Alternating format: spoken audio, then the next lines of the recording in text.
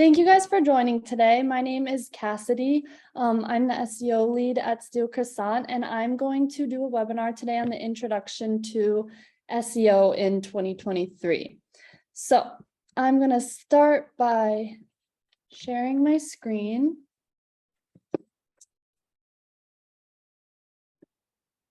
All right, you guys should see that now.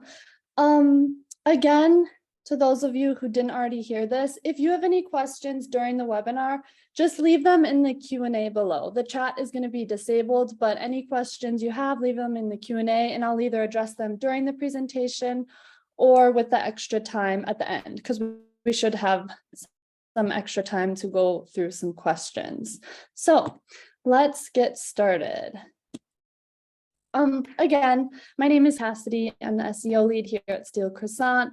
I've been working in marketing for about 5 years, and I would say I've been working in depth in SEO for the last 3 years, but really since I started working in SEO, I've been working, or in marketing, I've been working in SEO and in content creation.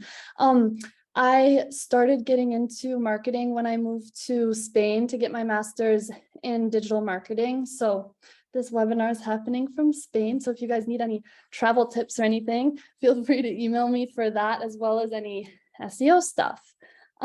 So yeah, let's dive in. So why we're doing this. There's a lot of mystery about SEO, and I want to debunk a couple of things about SEO, because the only true SEO, or the only true mystery when it comes to SEO, is Google's algorithm. And in working in SEO, it's something that you come to understand more and more.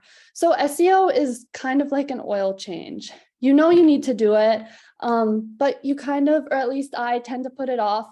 I see that like blinking light in my car and I know I should do it, but I just figure I can do it later. And a lot of people tend to do that with SEO.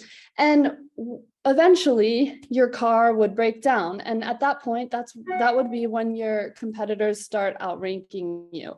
So let's hope that you guys aren't at that point yet. And I'm sure you're not. So yeah. But what really is SEO? So SEO is the ongoing process of improving your website to increase visibility on search engines.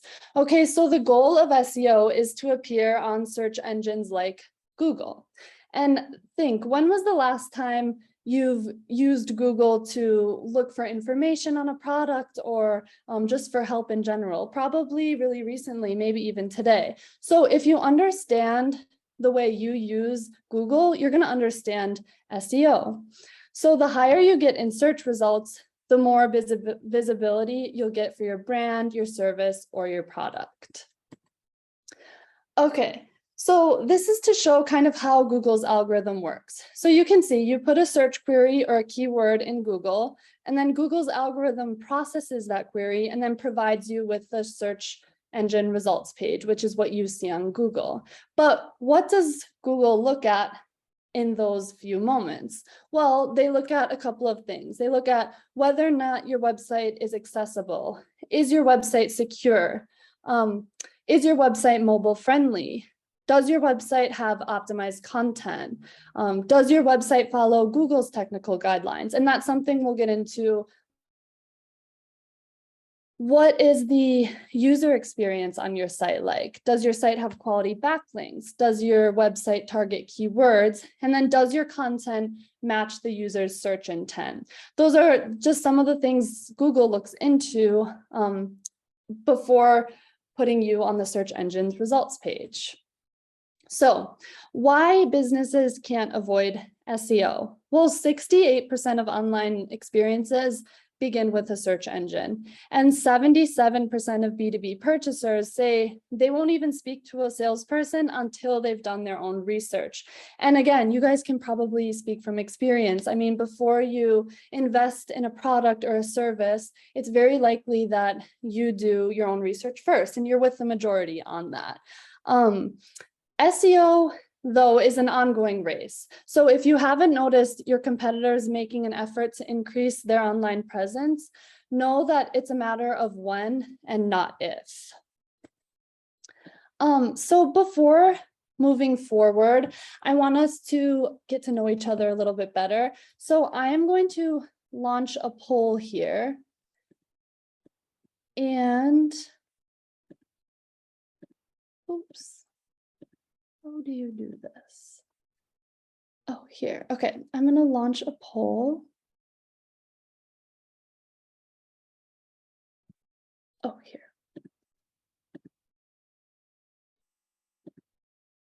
Okay, so I'd like you guys to just let me know which category you fall into. Group A, you've got a decent website, no SEO optimized content. Group B, maybe you have some SEO optimized content, not much. Group C, you're following Google's best practices. You've got a great website, it's mobile friendly. And then Group D, you've got an amazing site. And if you're in Group D, I doubt you're in the webinar, but maybe. Everyone's welcome. Okay, so I see most of you have answered you're in Group A. Okay, that's a good thing because today we're going to be diving into a lot of the basics. So good to know. Thank you, guys. Just sharing the results there with you guys. Okay. Now, let's continue. So this is the agenda. We're going to go into some of the SEO basics. Then we're going to talk about on-page SEO, off-page SEO, and then trends for 2023. And then at the end, I will share some of the tools that I use every day. What we won't cover. So we're not going to cover pay-per-click. We're not going to cover local SEO. We're going to touch on it, but we're not going to dive too deep into it. And then black hat and gray hat SEO, again, we'll touch on it, but we won't dive too much into it. But if you guys have any topics you're really interested in or you'd like to know more about, feel free to email me after this webinar. Okay, so this is what you came for. Let's run over to Google. So I'm going to share another screen with you guys to give you guys an example to better understand the search engine's results page. All right, so new share, we're gonna go here. And you guys should see my Google screen right now. Okay, and I'm going to type bake a cake in Google. And before I press enter, I want you guys to think about what you'd expect to come up, okay? So it's likely you're probably thinking that you're gonna find maybe some recipes, maybe you're gonna find some video tutorials about how to make a cake or answers to general questions that you have. So let's see.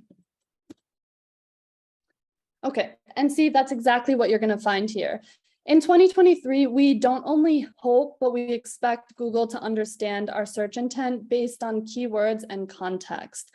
Okay, so which results would you guys click on? Well, maybe the first three. These here all have ratings and reviews. And according to Google, sites with ratings and reviews tend to get as much as a 35% increase in click-through rate. So those will perform really well. Then here you're going to see something that's called right under the people also ask. These are called rich snippets, okay? And they're designed to give us a quick and convenient answer to search queries. So if you click this, you get a glimpse into the content that you'd be provided on this page. Then if we keep scrolling down, Google has started to put YouTube videos depending on the search. Okay, so for some searches, they are going to provide videos and for some they won't. But here you can see that. And then if we scroll down, there's some local SEO here. So bake a cake is kind of a general query. So as you guys can see, I'm in Spain, so they're providing some local results here. And then if you keep going, we're going to see more recipes.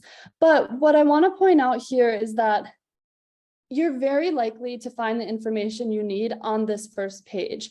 And 95% of people are going to click on what they find on this page. They're not going to move to page 2 or 3 or 4 or 5. And you guys, again, can speak from experience. You probably don't move past this first page. You expect Google to provide the results based on your search queries. So just wanted to share that example with you guys. Now we're going to go back to my presentation.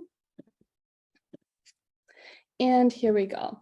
So again, that only leaves 5% for those remaining search results pages. So that just shows how important SEO is and how you really will see a boost in organic traffic if you show up on that first page.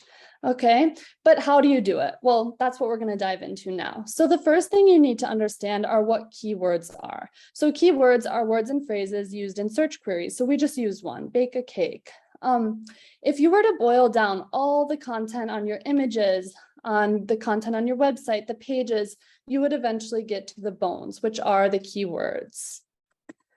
But in 2023, although keywords are really important, what's also really important is understanding the user intent. So what's the goal behind the keyword?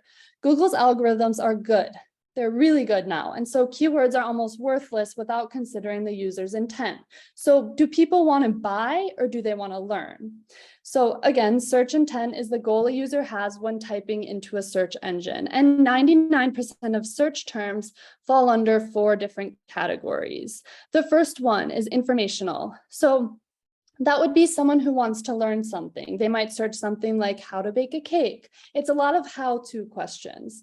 Next is commercial. So that person wants to learn more in order to do something. And most of the searches with a commercial intent, most of the time they're at the consideration phase of the buyer journey.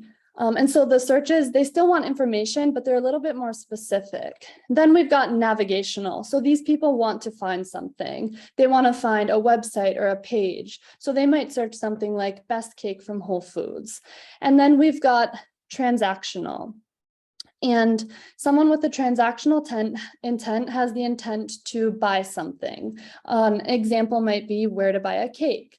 So you have to make sure that you're creating content that answers the questions behind the keywords. All right, so now we're gonna touch on the basics of keyword rankings. So customers who search your brand plus your product already know about you. And it's really important to rank for branded keywords, but it's highly likely that you're naturally already ranking for branded keywords based on the content you have on your website. So we're going to focus on the people who don't know about your product because those are the new audiences that you can bring in. So it's really important to rank for keywords related to your product or service. Showing up for those keywords will increase brand awareness and traffic to your site. And then if you want to target additional keywords, which you probably do, you're going to need to be creating content, creating additional pages, and really targeting those keywords by creating content. So this is an example of just some of the keywords that Steel Croissant is ranking for. So you can see consideration stage, stage content, outcome selling.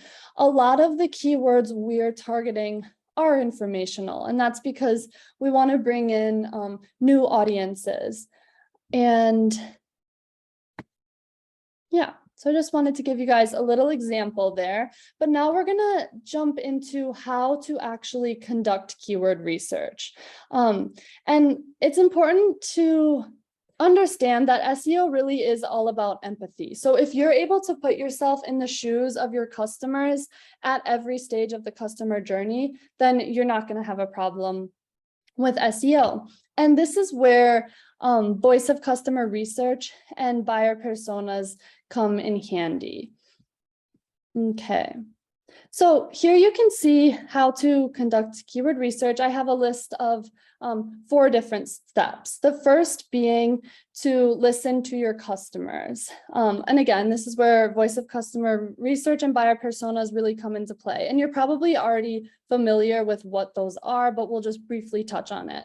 So voice of customer research is a method used to collect customer feedback. And you can collect customer feedback through a variety of methods. You can interview customers, you can survey customers, you can use social media listening, and you can also use focus groups. And then buyer personas also really come in handy. So buyer personas are just detailed descriptions of someone, a fictional person who represents your target audience. And voice of customer research and buyer personas really help you understand common attributes, pain points, buying habits that your customers might have. And knowing this will help you better predict search queries. Okay, so that's where the first step comes in, which is where a lot of the research comes in. Then we move on to making a list of topics your target audience might search. And again, you have to understand that searches change when you're at the awareness stage versus when you're at the consideration stage. At the consideration stage, things might get a little bit more specific, for example.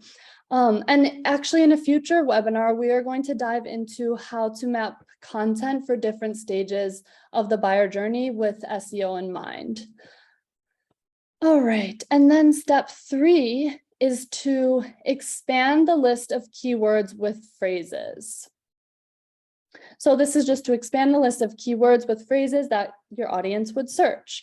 So this is where long tail keywords come in. They're not just one word searches, they're more in depth. They might be more conversational. And then number 4 is to assess the strength of your keywords and your queries. So after you list out the potential keywords, this is the most important part. You need to analyze the opportunity you have of ranking for that keyword. And in doing research, you might see that maybe people aren't searching the specific keyword that you were thinking, but they're searching something similar. Well, then you would target those other keywords. So this is when this is where the strategy comes in. And then step 5 and 6, I don't have on here, but 5 is you start creating content. And then 6, you start tracking your results. And we'll dive into how to track your results a little bit later in the webinar. But I want to give you guys an example of how to conduct keyword research, because this is all like really interesting, but now it's time to put it in practice. Okay, so I'm going to share my screen again.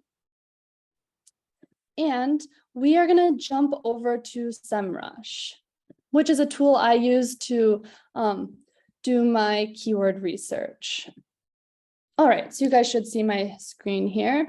So we're going to stick with that bake a cake example now. So I'm going to type bake a cake in SEMrush, and we're going to see how difficult this is to rank for. All right, so here we see bake a cake is very difficult to rank for. So I really wouldn't recommend, especially if you're a small business or you're a new business and you haven't been creating much content, I wouldn't recommend you target this keyword. But we can find related searches that will still bring you that organic traffic that you're looking for. So let's look at some questions people are asking. All right, this is loading. Okay, so if you scroll down, we're going to see these up here have a high search volume, but they're very difficult to rank for. But if we scroll down, we see, can you bake a cake in a glass pan? That's easy to rank for, and there's still a pretty high search volume.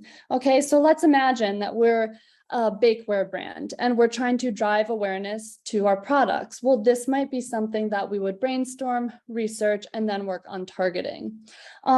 This has an informational search intent. Okay, so the user wants to find an answer to a specific question.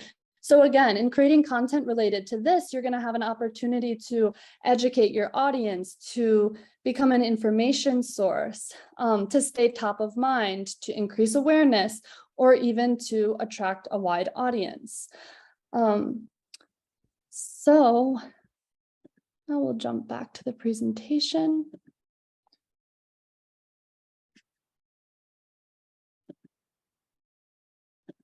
Okay. Here we go. Okay, so when conducting keyword research, be sure to look into 2 things: the likelihood of ranking on Google and the search intent. And I linked to our blog here because below we have a blog on how to create content by funnel, and that might be informative for you guys.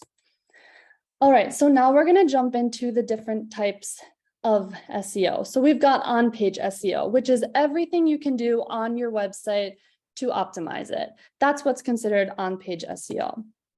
And in 2023, content is still going to be king. However, things have changed a little bit. So just having keywords on your site isn't going to be enough. You have to be creating high quality content. The better the content, the higher the rankings. So you can measure how strong your content is by looking at things like shares, backlinks, time on site, page depth. And we're going to dive into how long it takes to see the effect of SEO. But if you want to look on the short term of how your strategy is performing, these are some things you can look at to see how your content is performing at least. And one really important thing to understand when it comes to on-page content is what evergreen content is. And evergreen content is SEO optimized content that continually stays relevant over a long period of time, gradually increasing ROI. And it has a compounding effect. So it's content that's able to serve multiple audiences all at the same time and continues to increase visibility over time. Content really only gets old if you let it get old. Okay, so Steel Croissant, for example, has a lot of content that has been working for we've published content that's in 2021 and we're still seeing the benefits. We're still getting a lot of organic traffic, but I say content only gets old if you let it get old, because we do continually go in and optimize that content. We make sure it's still going to be relevant in 2023. If it has old dates, we update them. If we're targeting new keywords, then we try and include them in the content. We continually optimize that content so that we see that compounding effect. So here are some tips to create SEO optimized content. The first one is to include keywords in your URL. And this is important. It's not as important as it used to be, but it's something that I would still recommend because it will help your rankings. The next one is to optimize the metadata with a focus on search intent. Okay, so the metadata are the titles and the descriptions you have on your content. And this is something you'll normally do on the back end. Then it's really important to invest in the structure. So use a table of content so that people can jump to the sections they want to jump to and include those keywords in the table of contents. Integrate your keywords into your H1, your H2, and your H3 titles. That will also help Google understand what your content is about, and it'll help Google understand what's important about your content. Then write alt text for images.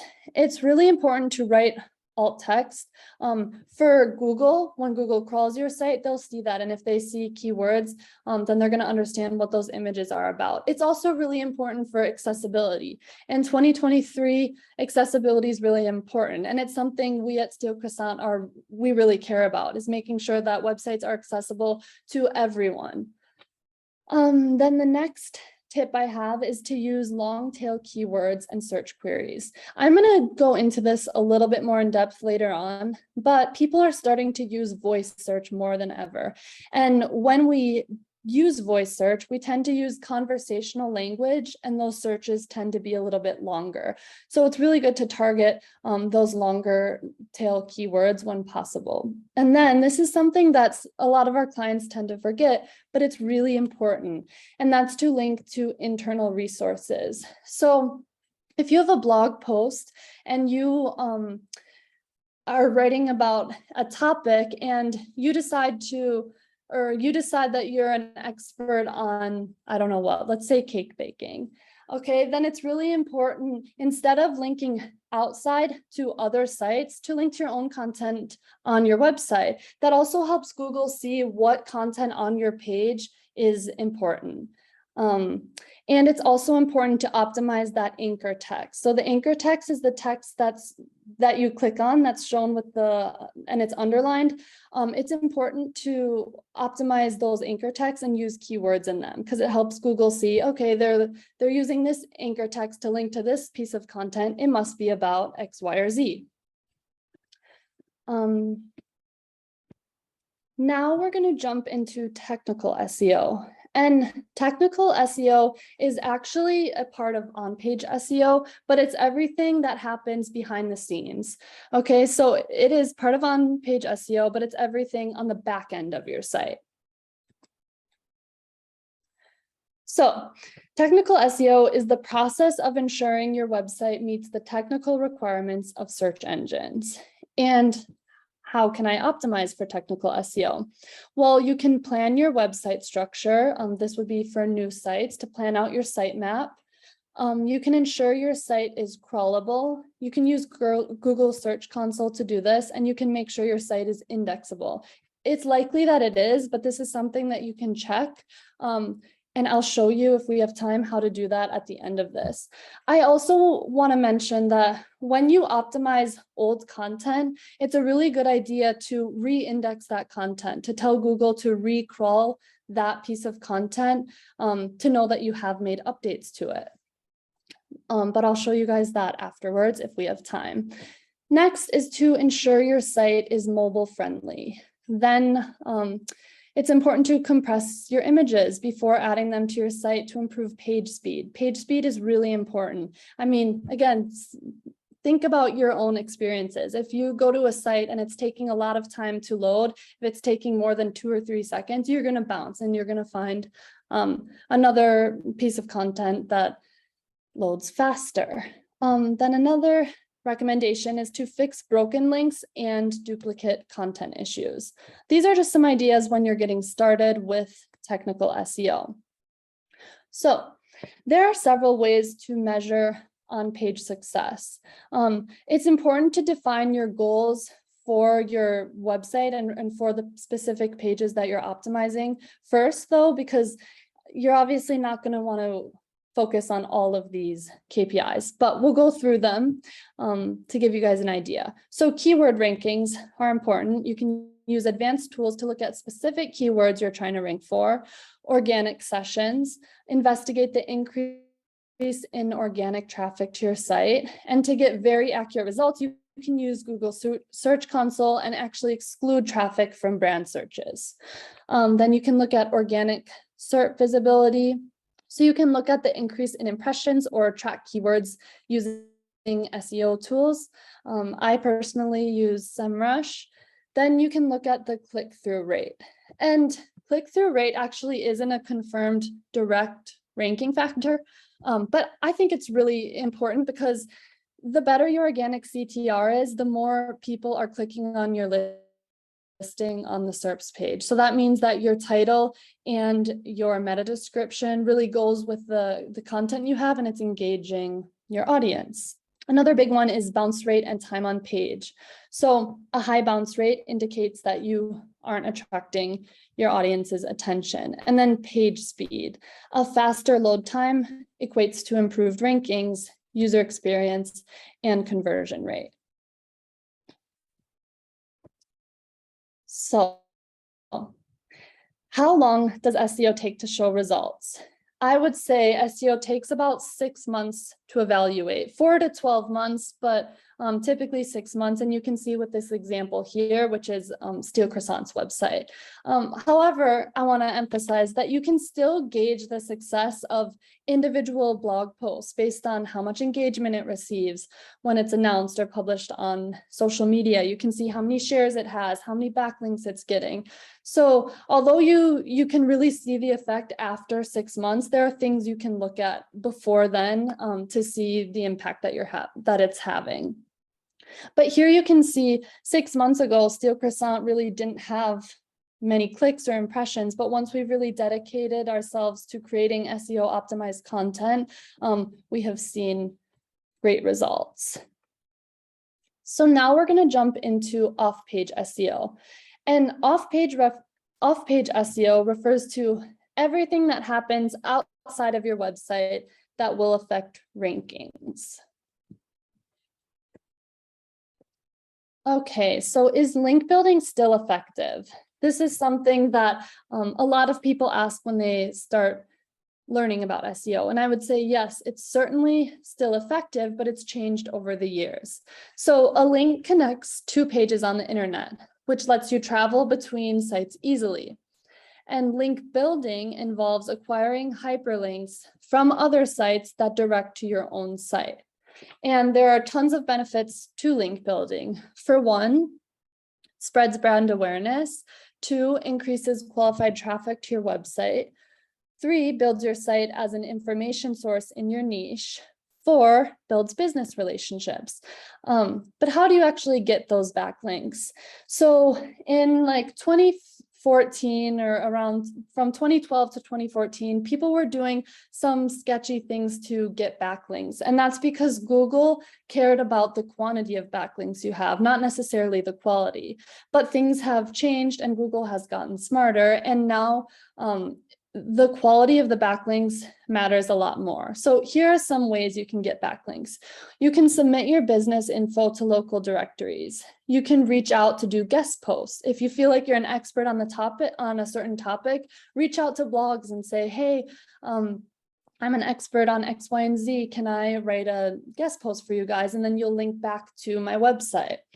You can create quality content. This is kind of an obvious one, but if you create quality content that people want to link back to, that's ideal. And that also takes time because you're going to have to be consistently creating quality content to be considered an information source.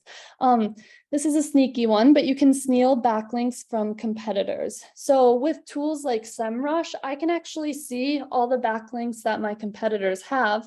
And if that content was written in 2016, for example, I can reach out to the website and say, hey, this link you're linking to is pretty old and I have new, fresh, updated content and I'd love for you guys to link back to it. And that's a great strategy. You'd be surprised at the amount of websites that are actually linking to broken links. So another great opportunity is to reach out to websites and say, hey, you've got this broken link on your page. Do you want to swap it for my site? Because I have a lot of great content about, again, X, Y, and Z. Some additional off-page SEO techniques are to get reviews.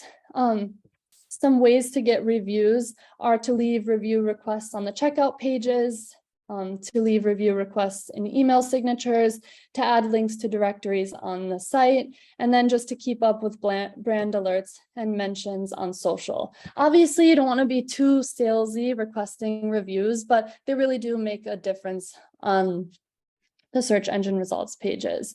Then social media. You can encourage more clicks to your content by posting on social media, and in turn, you'll expand reach. Active social pages tend to rank for brand-related search terms, and the more shares you get, the more likely it is that your content is going to get backlinks. And then finally, we have influencer outreach, which enhances brand credibility and spreads brand awareness. So, measuring success with off-page SEO. Google Penguin was designed in like 2015 to target so-called black hat link building. And that's when people used to try and get as many backlinks as possible. And it didn't matter if they were from like spammy sites. But now people can't get away with that. So again, in 2023, successful link building isn't measured by the number of links built necessarily. I mean, it's great to have a lot of links, but they need to be from quality websites. So how do you measure success for off-page SEO? 1, you can look at the number of links. 2, you can look at the number of referring domains. You can look into the trust flow and citation flow. And this just tells you how trustworthy your site is. And I actually have a link at the end of this presentation that I'll share where you can see how trustworthy your site is in the eyes of Google. Then domain authority. This is how trustworthy Google sees your site as well. And then we have ratings and reviews. And I'll also share a link with you guys at the end to see, so that you can check out the domain authority of your own website. Okay, so this is the fun part. We're going to jump into the top SEO trends for 2023. SEO is only going to grow in the future. Google wants to stay in business, and to do that, users need to be provided with the best information. If they aren't provided with the best information, they would go elsewhere. So for example, if you were to type into Google, bake a cake, and you start seeing results about how to make a sushi roll, well, you're not going to be very happy and you're likely going to go elsewhere. So Google doesn't want that to happen. They want to make your life easier and they want to provide you the information that you're looking for. So in 2023, mobile optimization is going to be even bigger than it already is. 60% of Google searches are now done on mobile. And in 2023, Google will be indexing your site and determining rankings based on the mobile version of your site, not the desktop version. So some things you can do are focus, as I said earlier, on long tail keywords. That's more important on mobile. Mobile users are using voice search more than ever, which we're actually going to dive into in a second, and then answer questions whenever possible. Another thing you can focus on are fast load times. When people are searching on their mobile devices, they want answers and they want answers right away. So you have to make sure you have fast load times. Google also isn't going to give you those rankings you're looking for unless your site has fast load times. And then you should focus on CTAs, making sure those are easily accessible. So user experience and SEO kind of go hand in hand when it comes to mobile optimization. So you have to consider things like, are the buttons big enough? Can you tap on the phone numbers? Are forms short and easy to complete? Those are all things to consider. Now I have a couple of tips for voice search. So 71% of consumers prefer voice search over typing on Google. 90% of people think voice search is easier than searching online. So voice search SEO is the optimization of keywords and keyword phrases for searches used with voice assistants. And some tips for SEO voice search are to consider those conversational queries, okay? So answering the who, what, when, where, how questions. A lot of people ask like how questions through voice search, so it's important to answer those.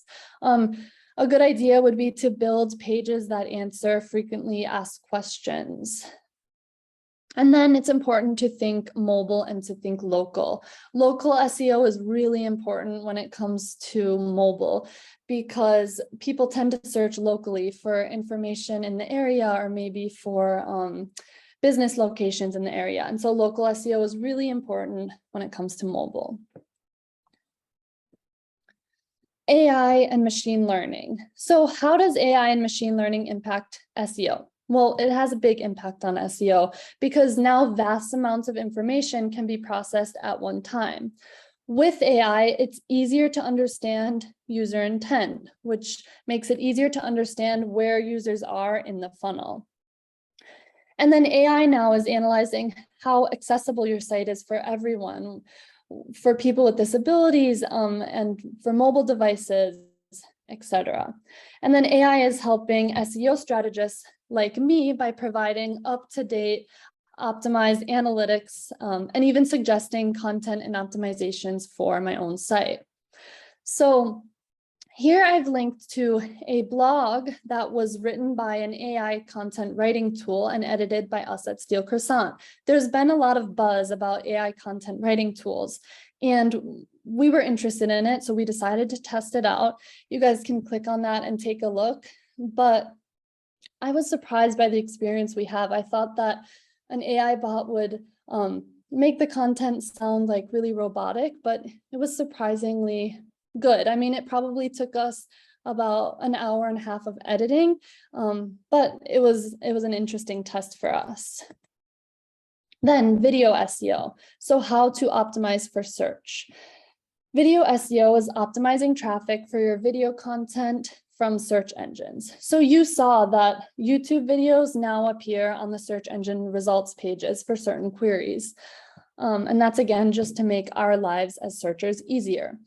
And it's especially important to focus on YouTube SEO. So maximizing your presence on search and videos with the YouTube platform.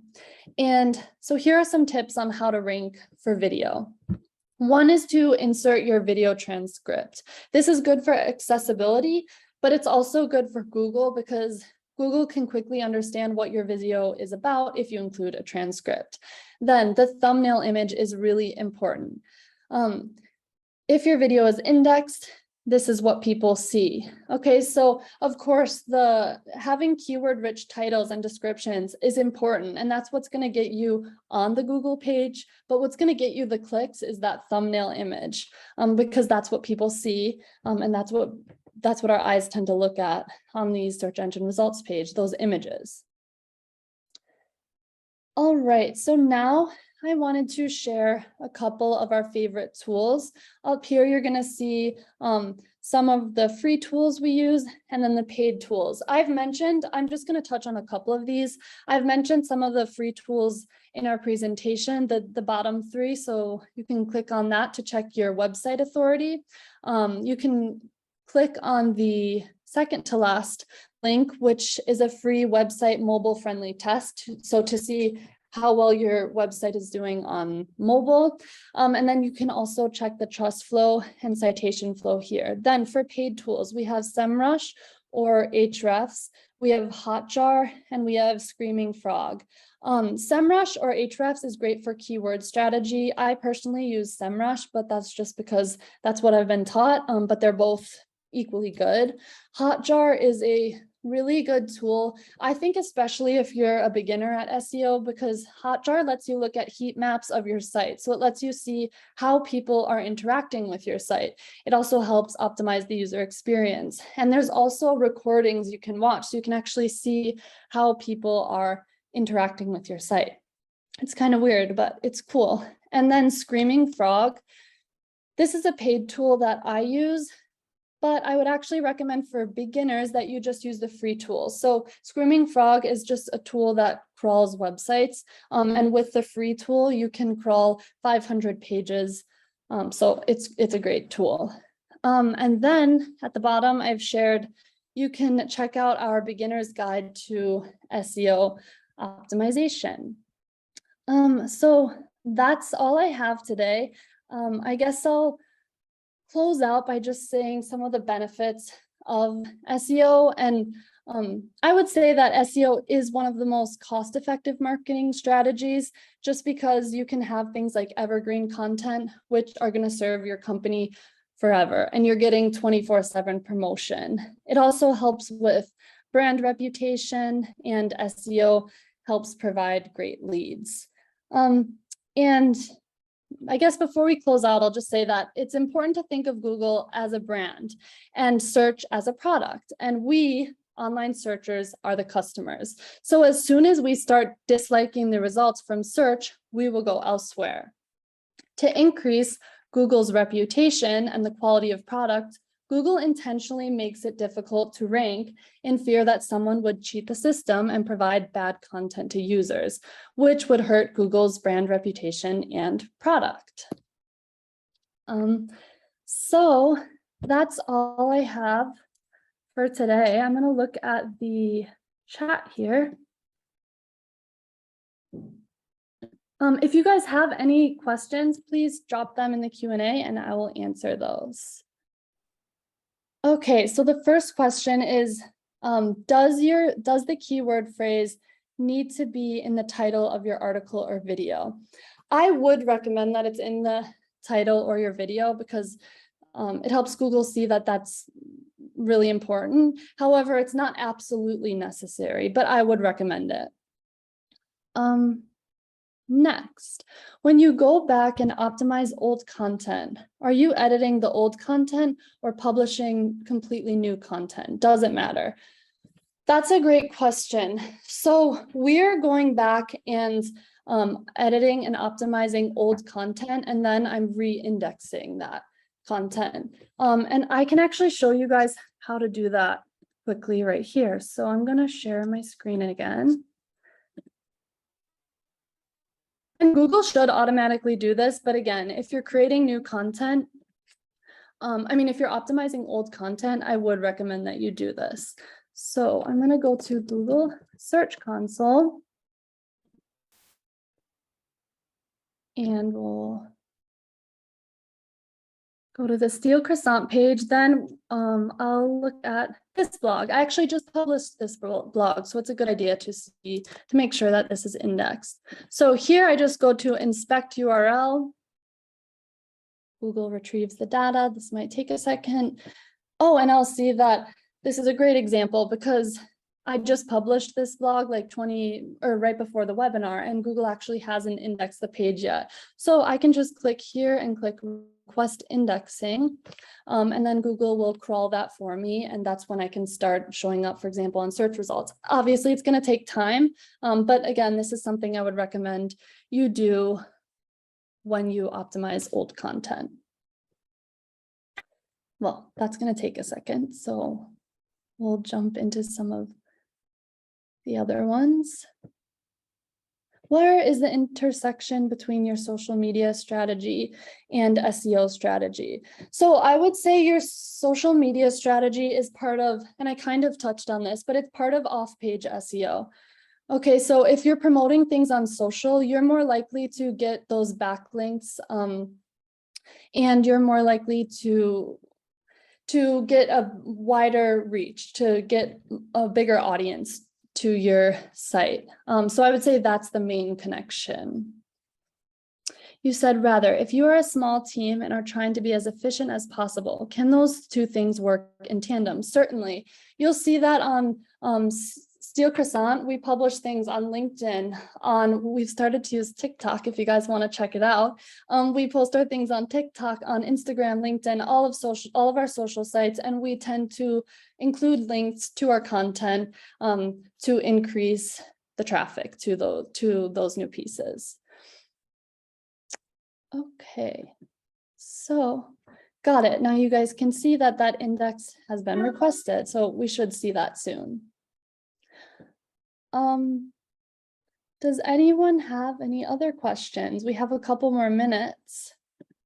I'll stop sharing here. And if not, I guess I'll just thank you guys for joining. We have another webinar coming up in a couple of weeks, and that webinar is going to be on creating content for each stage of the marketing funnel. So I'll be in that. I think a couple of us from Steel Croissant will be included in that webinar. So definitely hope you guys join. But if there are no more questions, then I think we're done for today. Thank you guys so much for joining. Bye.